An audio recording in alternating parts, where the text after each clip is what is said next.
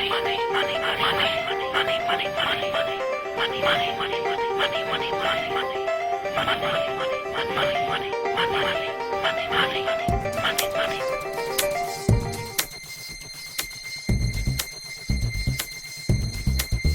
a world where money, debt and war are the foundations of this society, one man's knowledge, teachings and concepts have made certain government departments extremely fearful of him. Our guest Winston Shrout has been developing his knowledge of commerce for many years. Those who are able to achieve this high level of knowledge are very few. Once you begin to research, you actually realise this is modern day alchemy.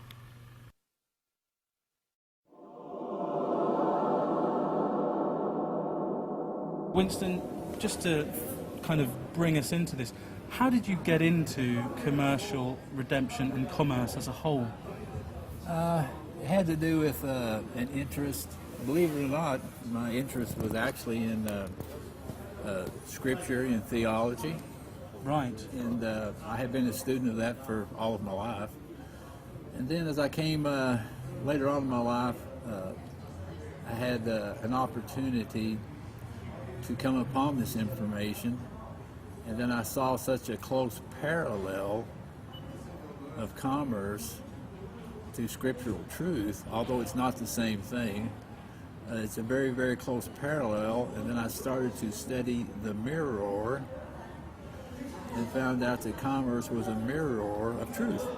And so it was at that point it became very, very simple to understand the concepts of commerce, you see. Now, actually, the phrase that's used is commercial redemption, and that phrase was coined as a result of the effort of a man, and I'll leave his name out. He doesn't like public exposure. But anyway, during the 1980s in the United States, in the Midwest, there was a great problem with the bankers foreclosing on the farms. So farms were basically being put out of business because banks were refusing to extend them credit. Not so much extending credit, they had already extended the credit. And then they were calling in the debts. They were foreclosing. And so the man in the Midwest had actually started out trying to develop methods to save the farms because he knew the value of food. And so he was trying to save those situations when he started to develop the technology. Actually, he had a great deal of training in banking. His grandfather owned a couple of banks, and his father was involved intimately with the government in funding and different things that pertain to the farming industry. And so he had a great deal of knowledge of the inner workings of the bank. And so he set about to develop a process to prevent the loss of the banks. And eventually the term commercial redemption had to do with his knowledge of commerce and how to apply it to save the farms. And so that's what his initial thrust was. And then over a period of time, there were a few men around him who understood commerce, accounting, and all those things very well. And so they started to look at the remedies that were available in our present situation. The United States and all of the, as I coined the term, all of the civilized nations are involved in bankruptcy under the Admiralty for jurisdiction. And so he started to look closely at that and look at the remedies that would be possible to prevent the banks from foreclosing the farms. So that's how it all started. So we have an initial problem of foreclosure and a commercial remedy to prevent the foreclosure. That was the thrust of it. If you look closely at the word foreclosure, yes, that means that the contract was already closed. And so what we're really looking at is what would be a better term, breach of contract or breach of mortgage. You understand what's happening when they say foreclosure? That's an illusion. The thing was already foreclosed. It was closed the moment that the note was tendered. And so what's happening is that the banks were actually trying to they were trying to say the farmer was in breach, but as you know, in the mirror, things are not as they appear, and so actually, technically, it was the bank that was in breach of mortgage contract, and the biggest problem that was causing that, or the thing that was causing the illusion, was the fact that the banks were doing off-balance sheet ledgering, which has now caught up with them, with global banking coming in now and demanding that they bring all of those balance sheets back on ledger. You understand that in the accounting that we do under bankruptcy, it's all double entry bookkeeping, and we have an account payable side and we have an account receivable side. On the account payable side, the maker of the note is the creditor and the bank is the debtor, but on the account receivable side, the maker is the debtor and the bank is the creditor. But if you combine those two sides of the accounting together, you come out with a zero balance, demonstrating that the contract was in fact foreclosed. So what has happened is the banks have taken the account payable side off ledger, leaving the account receivable side showing that the maker of the note is actually the debtor. So what's happening now in the banking world, there's a big move, Basel III agreements. That's what they're doing. They're bringing Basel it back. II. Say again? Basel II. Actually, it's got to 3 now. It's got to 3 now. Yeah. They're instituting that now. Oh, right. And this is something that's not being talked about very much. No, not very much. But those things were necessary because the commercial banks, and I use that term loosely because they're not really a bank. They're really a debt servicer. That's all they are. And so the debt servicers / banks and so forth have been hiding the fact that the maker of the note was actually the creditor of the whole thing. And so the accounts receivable turns into a security, and they're trying to collect on that. So you have to look in the mirror when you start to talk about. Hello? Sure. Yeah. Whatever you're doing, you can't be doing unless you've got permission. We've just been moved on. Clearly the authorities don't like us talking about controversial subjects. We were on to Basel III, I believe, and accounts payable. Yes, it appears that the true bankers in the world, the ones who actually have the assets, are certainly discouraged about the direction of the banks who are actually only debt servicers. And so there are adjustments being made to certainly bring the accounting proper. And that is, they're requiring that all of the off-balance sheet ledgering be brought back onto the proper ledger to demonstrate the necessary zero. As you understand, since we're operating in the mirror, all of our transactions and so forth are under an accounting system known as double entry bookkeeping, which requires at the close of business each day that the bank demonstrate zero balance. Is that where the books are balanced, what we Correct. talk about in common parlance? Yes.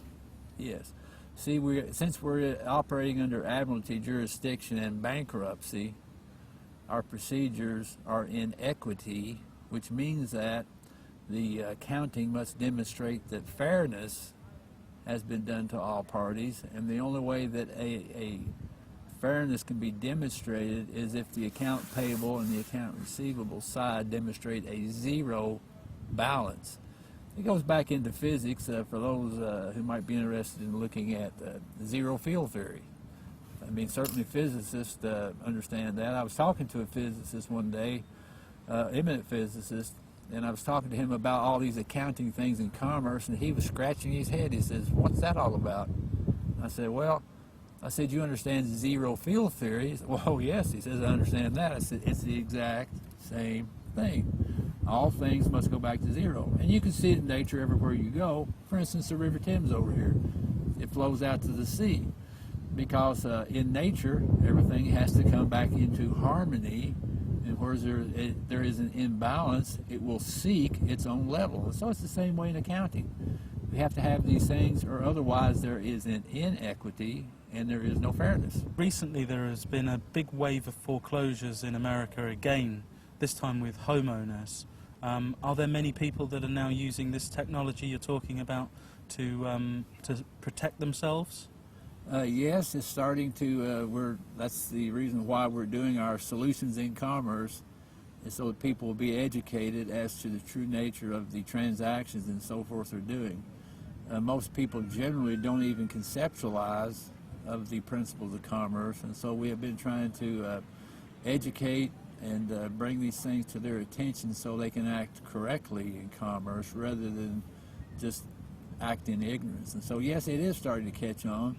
There's a great movement, I would say, in the United States. There are many teachers, not just myself certainly, but there are many teachers who are going across, doing seminars, giving out information. The internet is a great source. Yes. And so I think people are becoming more enlightened about the nature of commerce and these matters here. And so at that point, they can start to work for themselves and correct their commerce. Right. I mean, in this country, we equally have a big problem with foreclosures and banks calling in debts and things like that. Do you think that the principles that are being used in the United States can be used here as well? Oh, absolutely. It's the same system.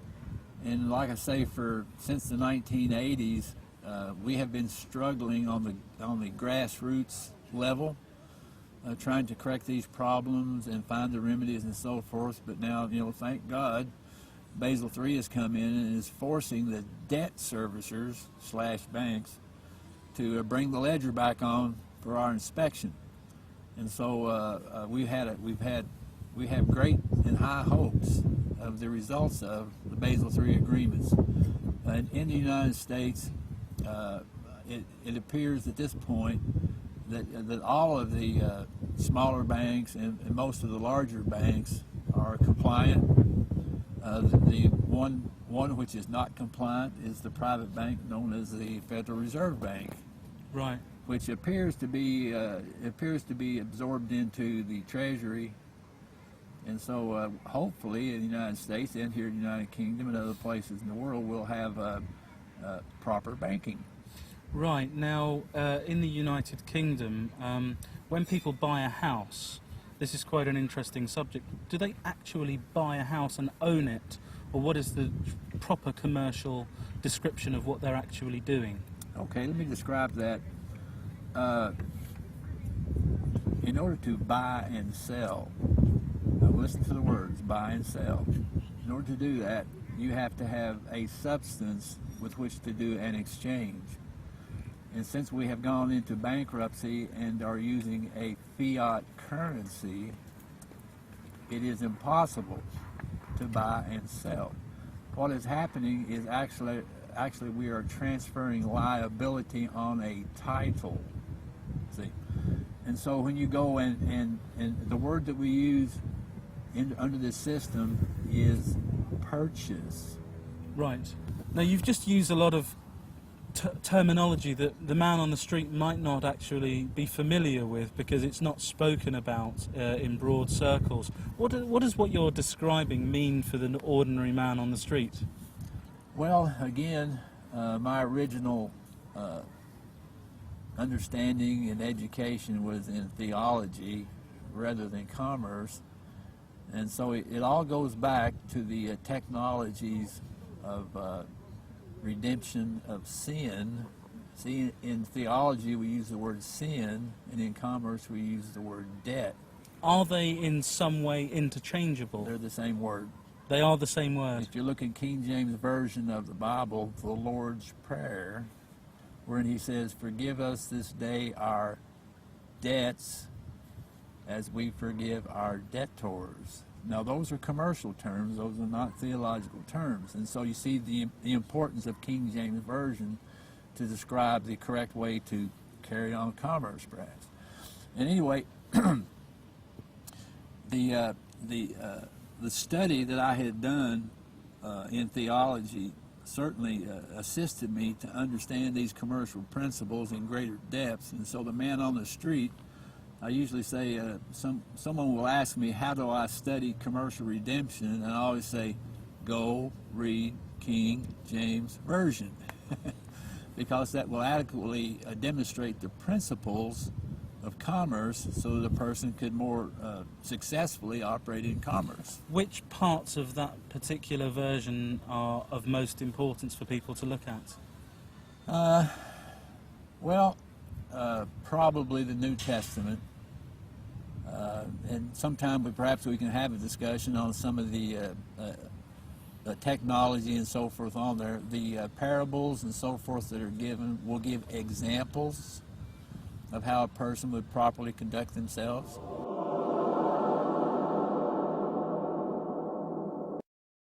Money, money, money, money, money, money, money, money, money, money, money, money, money, money, money. The technology and so forth, perhaps maybe the book of Hebrews. So are you suggesting that the Bible is in some way a commercial code that one can use? King James Version is a commercial code, not the others. Right. Where are the main differences between King James Version and other versions of the Bible that make King James Version particularly useful for commerce? Well, it goes back to the purpose and the intent of the translators of King James Version, and that was the man who oversaw, or who was the overseer of the translation of King James Version, was a man named Robert Flood. Excuse me. Robert Flood. Okay. Robert Flood. And without getting into the mystery societies and so forth, simply to state that Robert Flood at that time was also the Grand Master of Priory of Zion. I'm not going to get off on all that, but just to emphasize that the Priory was closely related to Knights Templars, and then you can trace that history down through the ages to our present time.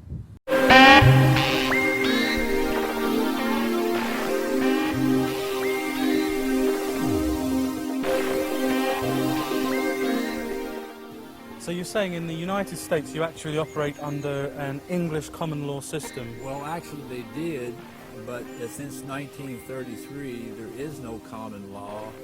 The very reason we spoke of earlier, that is, it's impossible to pay, it's impossible to buy and sell. We operate totally under bankruptcy. So is that to do with where the gold was taken away from the people? Again, the gold was not taken from the people, the gold was taken from the citizens. What's the difference then? Well, I'm a people, Right. but a citizen is a fictional construct.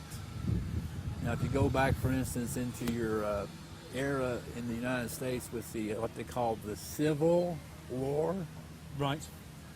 as a result of the Civil War came the 14th Amendment, supposedly for the benefit of those individuals who had been liberated as slaves. But it did not in fact liberate them, it enfranchised them, and also all the other people who would accept the benefit of a citizen, it enfranchised them. I was interested in one of your statues I saw yesterday. It was a statue of a lady who was responsible for the enfranchisement of women in England. And I thought, I wonder if they really know what that means. Could you explain to us what an enfranchisement means in terms of commerce? Yes. What it does, it turns you into a corporate entity. So that means that you and I are corporate entities right now? No, you and I are not, Okay. but there has been a trust or a construct which is basically demonstrated with your Christian name written in all capital letters. So that demonstrates the enfranchisement. So basically all the people have accepted that enfranchisement. And I'm not saying that it's exactly a bad thing, but the improper use of the enfranchisement will cause you problems in commerce. So we are trying to teach people and demonstrate to them the proper way to function in commerce so that it does not cause a conflict with the real men and women. That's what we're trying to teach. Right, so what would you say is an improper use? Okay, the improper use of commerce is basically caused by ignorance of the procedures and so forth, and perhaps I'm going to say perhaps because I don't want to imply certain things, but It would appear. it would appear that some of the powers that be have, of necessity to maintain their power position, have either kept the people in ignorance or given them misinformation. And so because of that problem, the people are not able to function correctly in commerce and make a lot of errors. And so that's been the reason why we have established educational seminars and so forth to better inform the people. And certainly we do not have all of the answers. No. We try to bring as many answers to the forefront as possible. And by doing that, we think that we're helping the people. What would you typify as an error? I mean, you talked about people making errors. What could be an error in commerce? The biggest error the people make is not seeing the mirror. What was that fellow's name here in England? Carroll, that had that book, Through the Looking Glass? Oh yes, Lewis Carroll. Yeah, Lewis Carroll in Alice in Wonderland. Well, the problem, he demonstrated in that going through the looking glass and how difficult it was to come back out. Most of the people have gone into the looking glass and now they are actually in the mirror looking out, wondering what's the real world like. And so because of inability to work with the mirror image, they have a problem. For instance, when you stand in a mirror, when a normal person, a normal man or woman stands in front of a mirror, they think that the mirror is their opposite, but it's not. Because when you stand in front of a mirror, if you wiggle your right hand, Mike. Okay. Go for it. When you stand in front of a mirror. When you stand in front of a mirror and wiggle your right hand, objectively, you think that the image in the mirror is wiggling its left. But if you'll take a magic marker and put a big X on your right hand and stand in front of the mirror and wiggle your right hand, you'll immediately recognize that the image is in fact wiggling its right hand. I learned this basically from a physicist, a man named Richard Feynman in the United States. He was one of the developers of the atomic bomb. But the mirror image is so important because he described it as, he said, if you can take a razor blade and cut off, one molecule thick of your skin and hold it out here, he says that's the mirror image. So the mirror image is actually yourself inside out. It is not the opposite. So anytime you think about a mirror image, you have to learn how to negotiate with that mirror image. So in commerce, there has been established a mirror image in the form of what's called a straw man. Is that the same as a legal fiction? That's the legal fiction. That is your name in all capital letters. And so people, because again, they don't realize that the mirror image is not the opposite, it's just themselves inside out, they don't know how to negotiate with the mirror image. So far with Winston, we've found out where this movement started in the United States. We've also discovered how that's practically applicable here in the United Kingdom or any other civilized country. What's important to look into perhaps is what debt servicing is and what banking is. We also need to understand what's happening with Basel III and the fact that we ourselves have a straw man or a party that we can use in front of us to navigate through commerce. So Winston, moving through commerce is quite an interesting field, and you're a student of this, and I've heard you say in other interviews that you're by no means perfect in this, that you're constantly learning. What would you say to people who are looking to embark upon a journey in commerce? Where should they start off? I think perhaps the first thing is to come to a realization of who and what they are. All these commercial things have emanated from a real being, a living, breathing, sentient being. And so the first consideration to dealing in commerce, which is a fiction, is to first come to grips with who and what you are, and then you can work from there. Can you expand on what you're meaning by who and what we are? The source of all wealth is in the people. Only people are capable of laboring to produce from raw materials useful things. Now, when they want to exchange those things with others, then they have created a device to do so, which is known as commerce. And so, in order to understand commerce, you first have to understand that the source of all wealth is the people, and they are the principal creditors of all commerce to whom interest accrues. And so to complete the circle, then everything has to come back to the man for a resolution. So does that mean that as a man myself I should expect that as a principal I should be then receiving the proceeds of interest? Correct.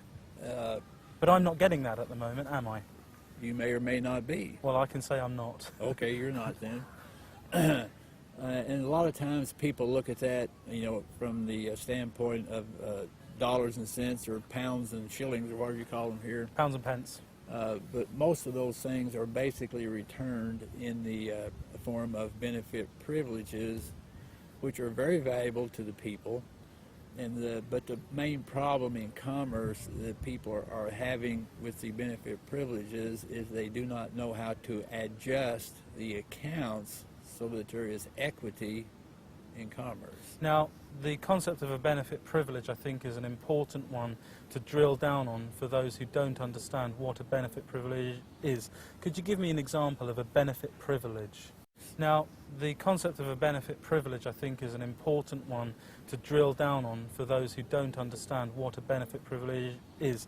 Could you give me an example of a benefit privilege? Certainly. Okay, we were discussing benefit privileges or return of interest to principal, and you look around in your communities and you see highways, you see buildings, you see all manner of facilities which aid the people in their lives and so forth. So these are all things that are returned to the people for the use of their credit. One of the perhaps most overlooked benefit privileges that the people are not aware of is the discharge of public debt. What does that mean?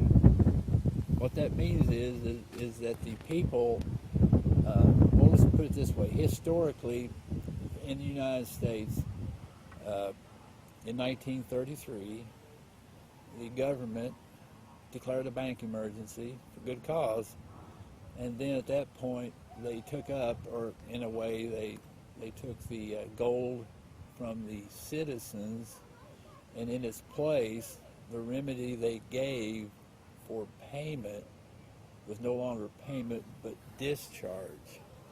Now, discharge is a function of bankruptcy, whereas when you discharge a debt, the debt doesn't go away, but it's put off until a future time when the surety is brought. Now, this is exactly demonstrated in the book of Hebrews in the New Testament, you understand? So what happens is the United States or the United Kingdom becomes a constitutor, a government, meaning they are guaranteeing the debt of the citizens. So when we do discharge of debt, and there are several ways to do that, the discharge then goes back to the party who is the constitutor, who in fact is responsible for the liability of the citizens. Okay, so let's have a look, for example, at this currency here.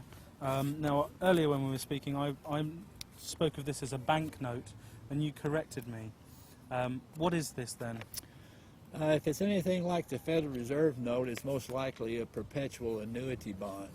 I haven't really analyzed your currency here to see if it is the same as, and just on face value, it doesn't I appear promise to to be. pay the bearer on demand the sum of £5. Okay. Now, £5 of what is the question, I think, because in our previous Money and Justice video with Dominic and Vincent, Dominic revealed that in 1914, on the first day of the First World War, they changed the system so that you could no longer take a £5 note and exchange that for equal value in gold or silver.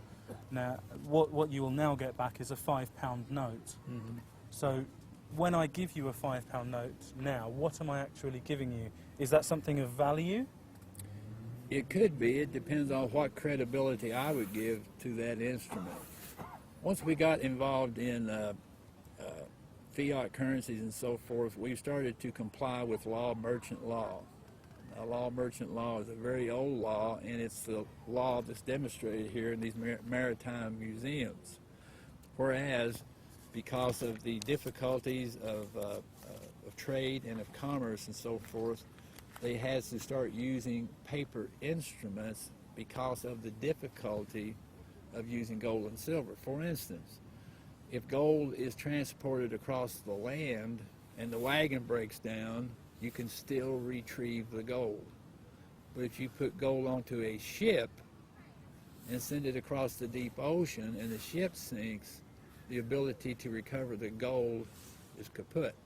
So that's where Admiralty came in with bills of ladings and negotiable instruments and so forth, so that that the substance of commerce was not lost, and instead we had a piece of paper, or in our time, computers, which demonstrate, the transactions and so forth.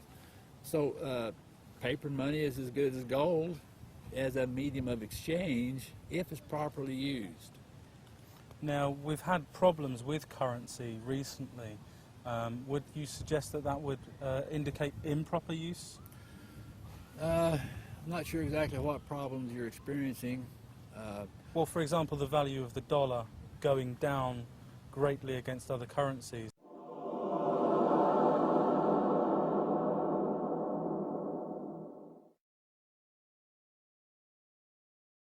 As a result of trading or, for example, speculative moves on money markets. Yeah, it's what it basically sums up is that the currency of any political entity, let's say a country, depends on the value of the output of the people who labor. And so depending on what's needed in the world right then, that's what determines the value of the currency. For instance, in the most recent time, the computer age came online, and so those nations which were producing a product that had very high value to the rest of the world, all of a sudden their currency became more valuable based on their product. Other nations which have perhaps no manufacturing or things that are sellable goods in the world, their currency is not worth very much. Because again, the currency represents the product of the people. That's very interesting. So a country like the United Kingdom, where much of our value creation has been in financial services, now our currency is suffering as a result of the contraction of that particular segment. Or it may be because the people can start to do transactions virtually over the internet and do not need to come to a man to do a transaction for them. You can do all your banking online. You can do all your stock trading, all those things online. So I don't need to come to you to do that transaction for me. I can do it for myself. So that may contribute to the decline in the value of your currency. Now, moving on in commerce, I've heard it spoken about that we live in a prepayment system, and prepayment is quite an interesting concept. Many people in this country, when they buy a mobile phone, it has credit on, so it means that they are prepaid in order to make calls. What does a prepayment system mean in the larger context of where we are today, given that we've got large centres of commerce behind us and we're operating in a bankruptcy situation? Well, perhaps the word prepay is not the correct word. However, it's pretty accurate.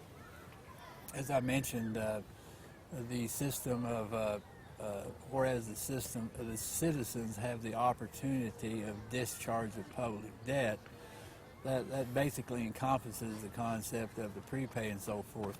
There are also other things that happen in commerce which demonstrate prepay. Most people don't understand that when they give their signature to a corporation, the corporation can fund the account based on their signature. In the United States, a corporation that has an accountant who understands that can actually go to the Treasury and collect $2 million simply based on the signature on the application. So there are several situations where the prepay occurs. It's evidenced by the fact that we're operating in the bankruptcy, and one of the easiest evidences of it has been when you go and do a purchase where you use currency. The retailer will always give you a cash receipt. Now, moving on in commerce, I've heard it spoken about that we live in a prepayment system, and prepayment is quite an interesting concept. Many people in this country, when they buy a mobile phone, it has credit on, so it means that they are prepaid in order to make calls. What does a prepayment system mean in the larger context of where we are today, given that we've got large centres of commerce behind us and we're operating in a bankruptcy situation? Well, perhaps the word prepay is not the correct word. However, it's pretty accurate. As I mentioned, the system of whereas the citizens have the opportunity of discharge of public debt, that basically encompasses the concept of the prepay and so forth. There are also other things that happen in commerce which demonstrate prepay. Most people don't understand that when they give their signature to a corporation, the corporation can fund the account based on their signature. In the United States, a corporation that has an accountant who understands that can actually go to the Treasury and collect $2 million simply based on the signature on the application. So there are several situations where the prepay occurs. It's evidenced by the fact that we're operating in the bankruptcy, and one of the easiest evidences of it has been when you go and do a purchase where you use currency. The retailer will always give you a cash receipt. Right. In the United States, when, for instance, a promissory note is tendered to a bank, people have to remember that the promissory note is an asset to the maker and a liability to the bank. But the bank can use that note to fund transactions. The question is, where does the bank get the funds from? So I'm just showing you different things that demonstrate that all these things in commerce in our situation are all prepaid. And also, most recently, the tax return, the 1099 OID technology, which is being greatly suppressed in the United States. Why is that being suppressed? I think the IRS is greedy. Right. Now, what does a 1099 OID process effectively do for an individual that's filing that? The 1099 OID paperwork is to identify the principal to whom the interest needs to be returned. So would that be myself? Correct. Right.